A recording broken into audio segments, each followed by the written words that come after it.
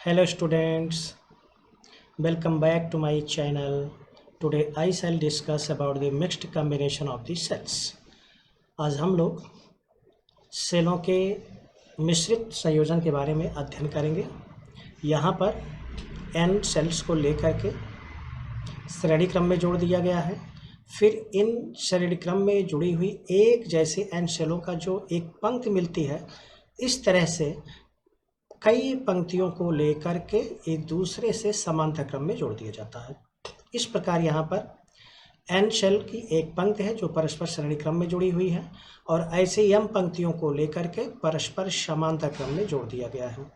प्रत्येक पंक्ति में श्रेणी क्रम में जुड़ी हुई प्रत्येक सेल का आंतरिक प्रतिरोध स्मॉल r और विद्युत वाहक बल कैपिटल E है। इसलिए प्रत्येक पंक्ति का आंतरिक प्रतिरोध निकाल लिया जाए। प्रत्येक पंक्ति का आंतरिक प्रतिरोध, चूंकि प्रत्येक पंक्ति में n सेल है इसलिए r plus dot dot dot up to n terms, तो ये हो जाएगा NR। किसी एक पंक्ति का आंतरिक प्रतिरोध NR हो गया। इस प्रकार m पंक्तियां हैं जो परस्पर समांतर क्रम में जुड़ी हुई हैं, इसलिए m पंक्तियों का जो परस्पर समांतर क्रम में जोड़ करके सेलों के संयोजन को तैयार किया गया है, इसका कुल तुल्य प्रतिरोध, इसलिए संपूर्ण आंतरिक प्रतिरोध, चूंकि कुल m पंक्तियां हैं और प्रत्येक पंक्ति में n सेल हैं और प्रत्येक पंक्ति का जो आंतरिक प्रतिरोध है NR है, इसलिए माना संपूर्ण आंतरिक प्रतिरोध R इक्विवेलेंट है, तो 1/R इक्विवेलेंट इक्वल्स हो जाएगा 1/ पहली पंक्ति का आंतरिक प्रतिरोध, दूसरी पंक्ति का, तीसरी पंक्ति का, डॉट डॉट डॉट mवीं पंक्ति का, तो यह है अप टू m टर्म्स, ये हो गया m/n implies that R equivalent equals NR/m। इस प्रकार देख रहे हैं, इस मिश्रित संयोजन में n सेल श्रेणी क्रम में जुड़ी हुई हैं और इस तरह से n सेलों को जो श्रेणी क्रम में जुड़ी गई हैं उनकी m पंक्तियां तैयार की गई हैं और इस मिश्रित संयोजन का संपूर्ण सेलों में जो आंतरिक प्रतिरोध वितरित हुआ है वह R इक्विवेलेंट आ रहा है NR/m के। इसको हम पहला इक्वेशन मान लें। अब इस परिपथ में प्रतिरोध कैपिटल R जोड़ा गया है। अब इस पूरे परिपथ का संपूर्ण प्रतिरोध निकाल लिया जाए, यानी बाह्य प्रतिरोध प्लस आंतरिक प्रतिरोध। तो परिपथ का संपूर्ण प्रतिरोध इक्वल्स कैपिटल R बाह्य प्रतिरोध प्लस आंतरिक प्रतिरोध R equivalent equals capital R plus NR/m equals MR plus NR with small r upon small m। तो इस प्रकार देख रहे हैं परिपथ का संपूर्ण प्रतिरोध आया MR प्लस NR/m। अब परिपथ में प्रवाहित धारा को निकाल लिया जाए। परिपथ में प्रवाहित धारा I equals total EMF upon total resistance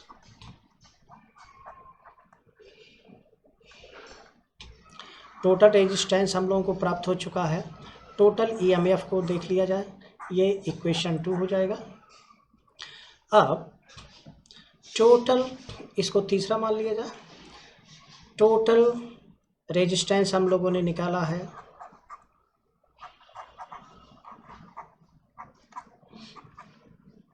M capital R plus N small R upon small M.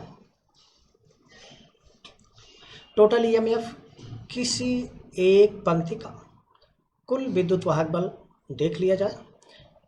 पहली सेल का विद्युत वाहक बल E है, दूसरे का E है, तीसरे का E है, इसलिए किसी एक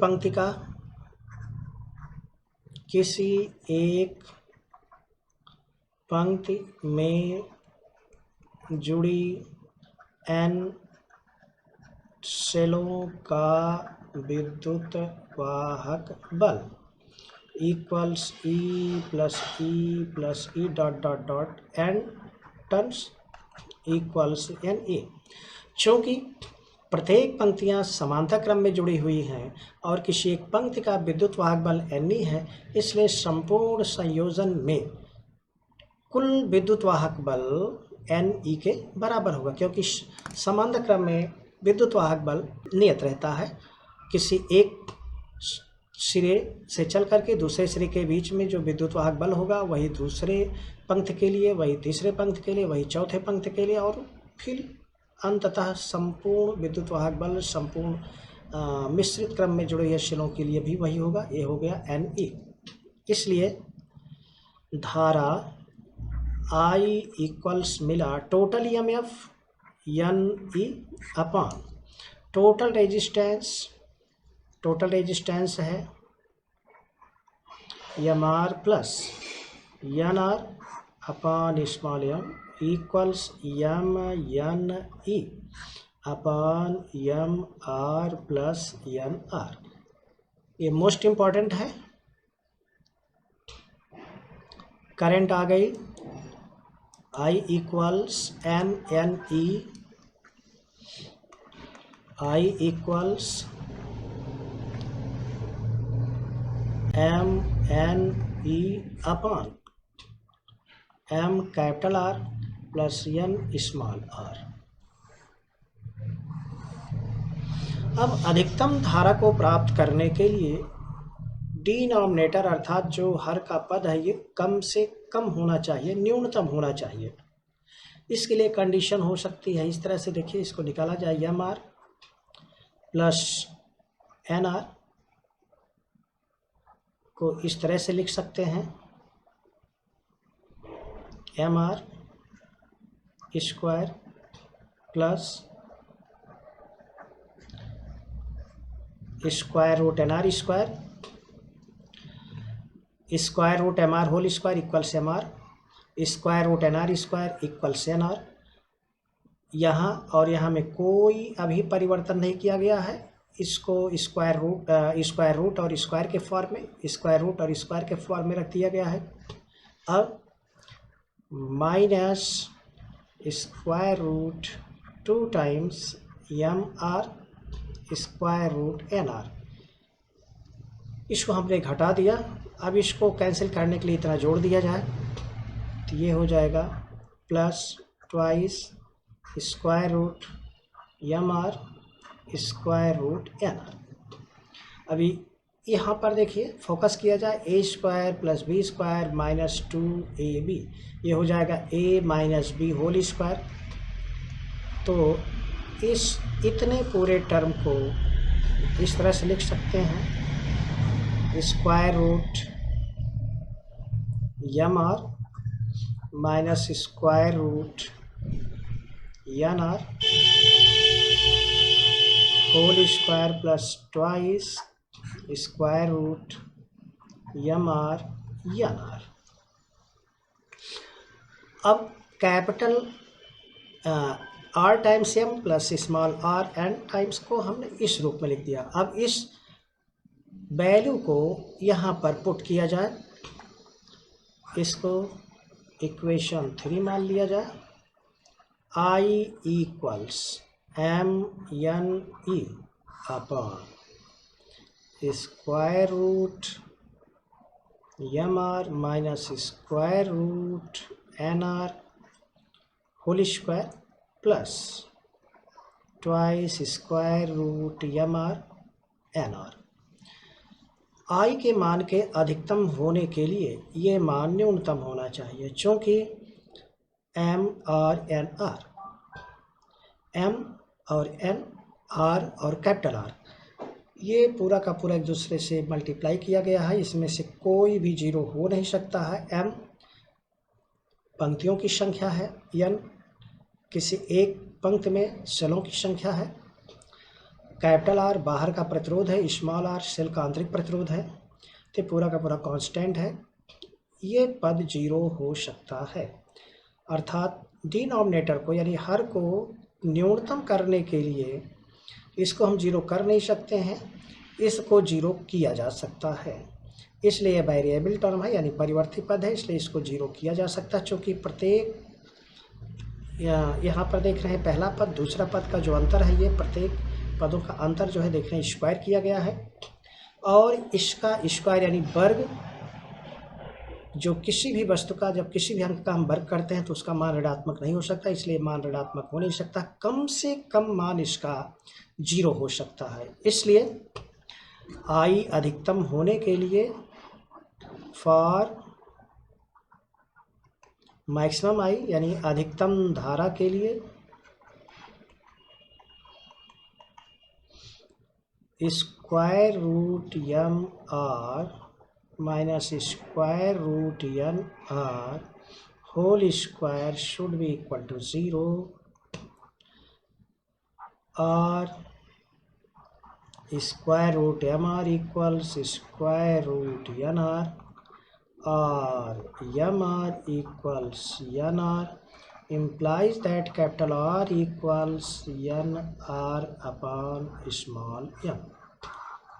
इस प्रकार देख रहे हैं, मिश्रित क्रम में अधिकतम धारा को प्राप्त करने के लिए बाह्य प्रतिरोध का मान संपूर्ण सेलों के तुल्य आंतरिक प्रतिरोध के बराबर होना चाहिए। यदि संपूर्ण आंतरिक प्रतिरोध बाह्य प्रतिरोध के बराबर है तो मिश्रित संयोजन में धारा अधिकतम प्रवाहित होगी।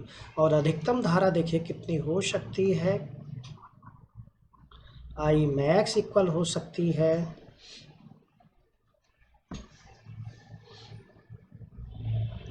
M N E upon M R plus N R में, अब एम आर को आप एन आर से हटा दीजिए, अथवा एन आर को एम आर से हटा दीजिए, तो ये हो जाएगा एम एन ई अपॉन